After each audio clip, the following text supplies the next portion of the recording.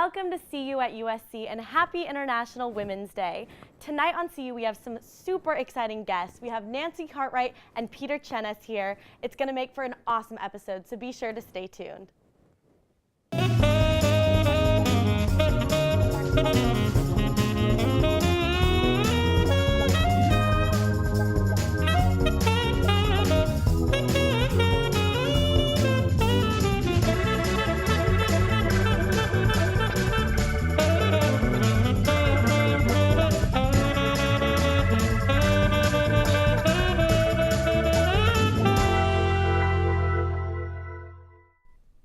Welcome back to CU at USC. I'm joined by Nancy Cartwright now. Thank you so much for being here. My pleasure. Now, many people probably don't know what you look like in real life because they know the voice. Do you want to give an example of that for everyone? Should I prove who I am? Nobody else sounds like this, especially when my throat is a little sore and I have a little laryngitis. Well, it's all good. If you didn't get it, she's Bart Simpson. And it's shocking to some people that you're actually a woman. Yeah, but it's also really cool because I've been on campus now today for about 3 hours, I guess, or 3.5 hours, and walking around and eating and seeing people. Nobody knows who I am. Yeah. It's kind of the best of everything. It's great. I mean, I was telling you earlier, I don't get starstruck by like movie star actors, but when voice actors come, I'm like, oh my God, this is so cool. Like, how do they do this? So it's a pleasure to be here with you tonight. Thanks. So I got the honor of listening to you talk at the School of Dramatic Arts a couple hours ago, and you shared some wonderful stories, and I want to share those also on here also. Sure. So I want to start with how you got cast as Bart Simpson. I mean, that was a story on its own. Do you want to explain that? Sure. Gosh, it was so long ago. It was in 1987, and my agent at the time told me about this audition, and I was already on about 6 Saturday morning syndicated television. This is before cable, before the internet. This was before everything. And she told me about it, and I was like, no, wait a minute. So wait, it's called a what? And she's an interstitial. What's that? Well, it takes you out of the show and then a little vignette, a little bumper. I mean, I'd never heard these words used to describe any kind of job. And it does, and then goes into a commercial, and then another little vignette, interstitial, bumper, or whatever, and then back to the show. And I'm like, you mean it's not really a show? She goes, no, not really. It's just, I said, okay. To me, it was like, I guess I'll go for it, but I wasn't really particularly inspired by the opportunity, but I went anyway, because I thought, well, maybe I'll get a job. Struggling actor. No. Well, you weren't struggling. I wasn't struggling, but it's sort of like, I'll just go for it. What the heck? I might as well. I mean, that attitude so sucked, but it did. It was kind of like, oh, well, but I didn't turn it down. It was an opportunity.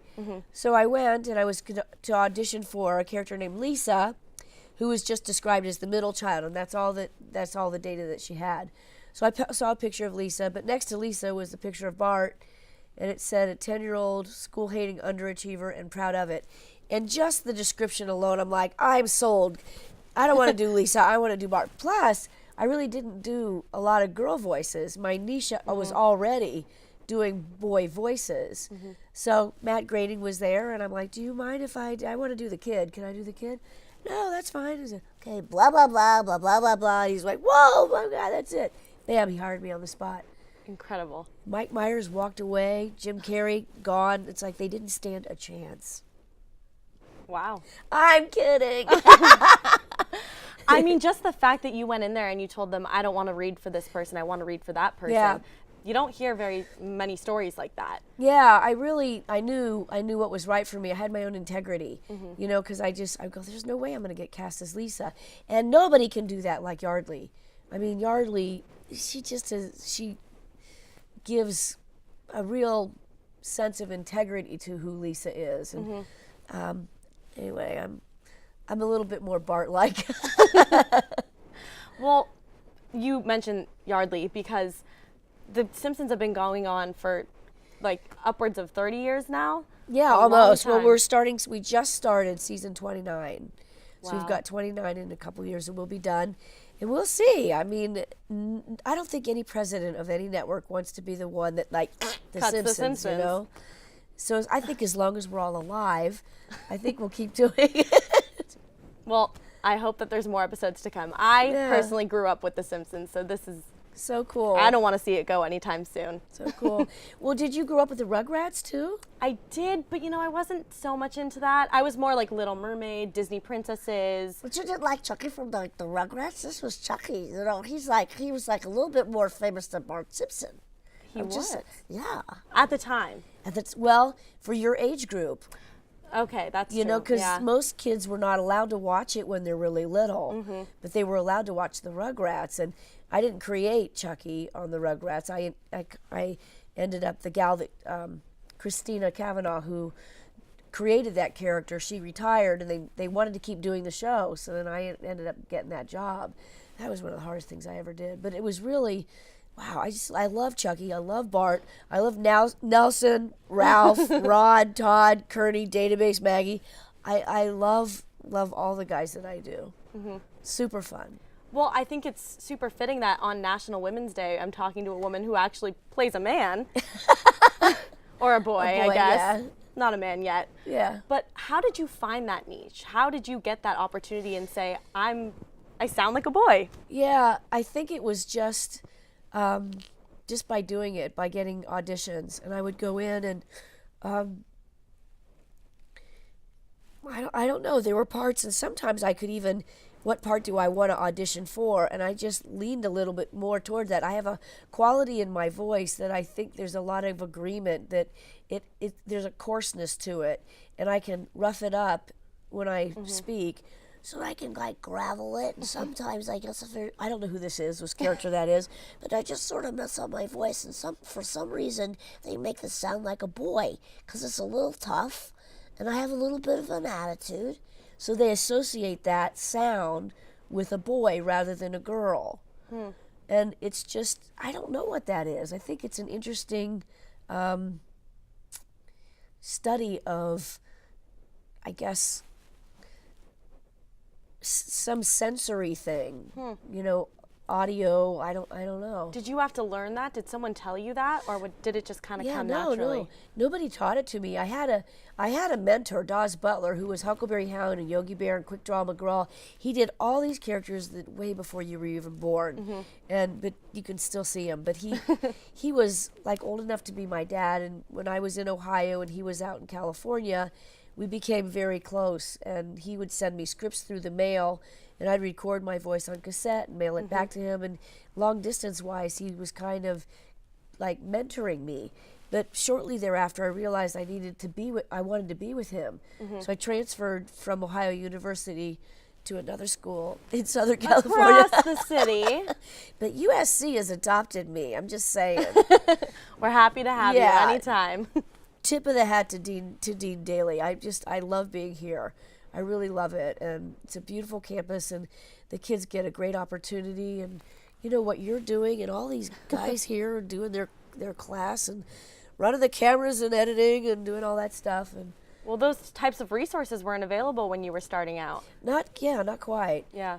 I was a communications major, and that's my beginning, and I just learned my craft by doing it. I used to tell stories for competition, and I would get first place in humorous interpretation. And the judges would say, "You got an unusual voice, you should do cartoons for a living." And I'm like, what? People get paid to do that? It just had never occurred to me. I never really put a lot of attention on it. I went, whoa, that sounds like fun. So that's how I did it. So do what you love. If you do what you love, your integrity is the most important thing. Be a professional. Surround yourself with people who respect you and support you in what you do. Because I can't tell you how many people I have met, especially the artists out there, they get people that, really, is that what you're going to wear tonight? And like little negative comments. I don't know, the competition's pretty stiff. Are you sure that you really want to? You need to do something that you can fall back on. Backup plans. Yeah, plan B. My folks were actually kind of amazing that I left Ohio to pursue a crazy dream that no young woman was doing it. Not a lot of women were doing it at that time. Joni Gerber, B.J. Ward, these are some of the women that preceded me. But I don't know. I guess it was great. But I didn't think of it that way. I just thought I have to do it because I love it. It just Yeah. seems like fun. It was a passion. That's right. And earlier when I heard you spoke, I was just so inspired by your passion. And when you speak about it and you were inspiring all of us in that room, I think I speak for everyone when I said we were all so touched by your thanks. words. Thanks. And it was so great. Thanks. You're welcome. But I actually want to go back to when you were talking about the voicemail that you left. Oh, yeah. If you want to tell that story. 'cause I think Sure. that's Well, when I was working at a radio station at the time, and I got the name of this gentleman I was telling you about, Dawes Butler. So it was just a phone number. There was no address. So I thought, I'm going to call him. I think I'm going to call him. But I didn't tell my family. I'm one of 6 kids. I went down to the basement. I'm kind of like, very clandestine, pick up the phone, rotary dial. old school. Dialing the number, and there was an answering machine, and we didn't have this was the beginning of answering machines. We didn't have one in my family. So I'm listening to this, and I hear, hello, this is Percival Pickles, Mr. Butler's butler. He's not here right now, so leave your name and a message. Wait for the beep. Beep. I'm like, Hello, Mr. Butler. This is Nancy Cartwright calling from Dayton, Ohio. and I just left this really insouciant message about, I'm interested in, I heard about you, and I'd like to take your class, but I live in Ohio. Can you send me something? Just call me. Call me collect. And he did. And he called me collect. But we hit it off, and he became my long-distance mentor. Yeah. And he would send me scripts, and I'd record it on cassette and mail it back to him, and he'd critique it, and I realized fairly quickly that I needed to move.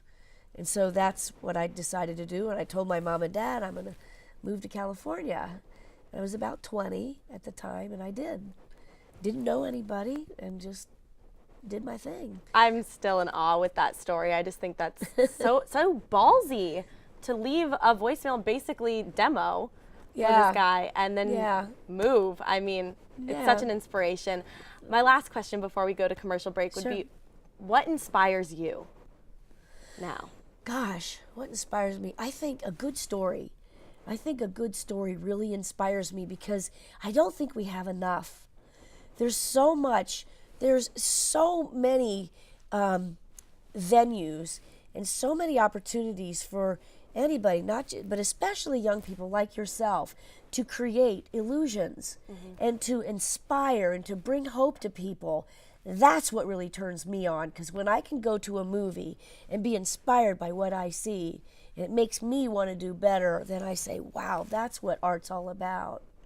And we need more of that. Yeah. You know? Well, speaking of good stories, I know that you're working on a movie that's coming out, and I'm sure we're going to get to that in the second half. So be sure to stay tuned, and we'll be back with Nancy Cartwright and Peter Kjenaas talking about their new movie, In Search of Fellini. You don't want to miss this.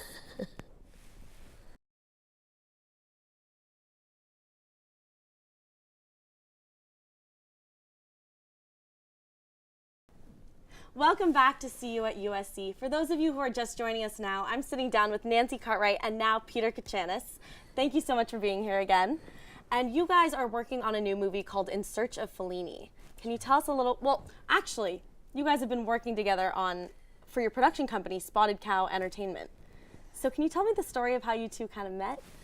Yeah, sure. It was in 1991. At that time, I was already on The Simpsons. I had 2 little babies, and I had taken this trip to Italy 6 years earlier, and I had quite a passion. I wanted to go to Italy to try to find and meet the late great director Federico Fellini. I'd been studying acting. I was in an acting class, and I had seen Fellini's film called La Strada, and I fell in love with Giulietta Messina, who plays the lead actress in there, called Gelsomina. She plays a little clown, because it's like they're in a roving circus, and she plays this little clown, and Anthony Quinn is in it, and Richard Basehart, and it's a heartbreaking story, but I did every scene you could possibly do in that movie on stage, and I wanted to develop it as a theater production. So I thought, well, I'm going to go to Italy and find Fellini. So I went off on this adventure, but I had a wild adventure. A lot of amazing things happened. As we'll find out. Yeah, you'll find out. But by 91, I was married and had a couple of kids, And I wanted to really move forward on this passion. I thought maybe I could develop it as a one-woman show. So Peter and I met at a party. There were a bunch of artists there. Yeah, and you were doing a monologue. Right. And the part you didn't hear earlier is in the monologue she was wearing a nun's habit. Oh. And she was telling, I can't remember exactly what the thing was, but you were dressed as a nun. Right. And I thought, and when she said afterwards, what you said, I'm looking for a writer, I said, I want to work with her. Because the nun hat. Yeah, it was just the whole thing. It was one of those very Franciscan insouciant. nuns. With Yeah, really stuck way like the flying Like nun. Sound of Music? Yes, yeah. Sound of Music. Yeah. And I said, no, this looks like fun. This looks like a lot of fun. So we met, we hit it off, and we made some agreements, and that was it. We started developing it as a one-woman show, and I did a little workshop production of it in 91, or 93, preparing for a legit theater production run of it. And so in 95, we did it at Theater Geo in Hollywood, and I think ran for a couple of months, got a couple of accolades for doing it. But the main thing is that we realized shortly thereafter that we could develop this into a film. But I had no confidence in myself in doing that. It was so not my area, and I was just like, no, I can't do that, but maybe Peter could do that. And we had many false starts and other attempts, but it was a confidence level that I was kind of lacking. But I never lost sight of the dream, of the vision, of telling the story. And I just kept telling the story, and everybody kept saying, God, you've got to do this movie. But it was never the right time. But things changed in my life, and I changed. And Peter ended up editing a book that I wrote in 2000 called My Life as a 10-Year-Old Boy. And I toured the whole planet doing this at lots of universities, and did it at the Edinburgh Fringe Festival, and performed pretty much my book then. So Peter continued to work with me, and I don't know, about 2.5, 3 years ago, all the stars and planets aligned, and It was time. It was kismet, and we did it. And we just got I hired a first-time director, and the crew had never done a feature film before, so we were At risk. at risk. But man, how would you like to do your first film and shoot it in Italy? I mean, I would die. Is that an offer? No. I know. Sounds amazing. So yeah, it was a blast. We were a couple of months in Italy. The first 2 weeks were in Cleveland, Ohio. Yeah, I'm Hometown. From, yeah, well, Hometown I'm from represent. Dayton, but still Cleveland was a good representation. And Maria Bello stars in it, along with Ksenia Solo and Mary Lynn Ricegub. They're so fabulous. They really, they make you laugh and make you cry in this movie. Awesome. Well, Yeah. I personally cannot wait to see this. I know it's based on your life and your travels to Italy. Yeah. So how much would you say is really autobiographical? Wow. It's really two autobiographical stories woven together. So personal story with your mother and her passing, and then, which happened earlier, and then the Fellini story is pushed later, close to his death. And I would say about 60% is close. And then there's, you know how with a story you exaggerate, you contract, you have to do everything in 100 minutes. So I think, and then sort of the premise is the central character is not an actress. She's just a young woman in a small town. So we just decided to have it be more of a journey. There wasn't as much of a logic in her going to Italy. It was really just a passion, pure passion. Right. Yeah, that's about right. And for those who don't know Fellini or aren't familiar with his films, it doesn't matter. You will know a lot more about him when you see the film, but you don't have to know about him in order to enjoy the film.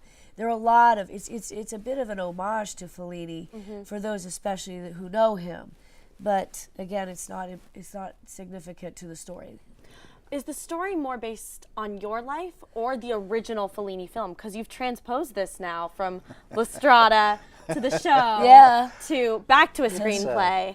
Perfect kind of amalgamation of all of those things, actually. So the story of La Strada informs into the real life, and then aspects of the real life tie into La Strada. It goes both directions through the use of clips from the films and other Fellini films. It's actually The editing was spectacular and very difficult, as was the cinematography. And Yeah, David Campbell does the music for us, and he composed it all. It's all original music, and it's beautiful. And we opted to go that way to kind of make it just pure, you know. Well, I saw the trailer earlier, and I'm telling you guys, you don't want to miss this. It looks so good. Like, I was trying to find it online, and you can't find it anywhere, clearly, right now. But you guys have been going to festivals, and tell us a little bit more about that. so we were just at the LA Italia Film Festival, which celebrates Italian-American cinema. And the Italian-Americans are basically the second sort of dominant group in Hollywood.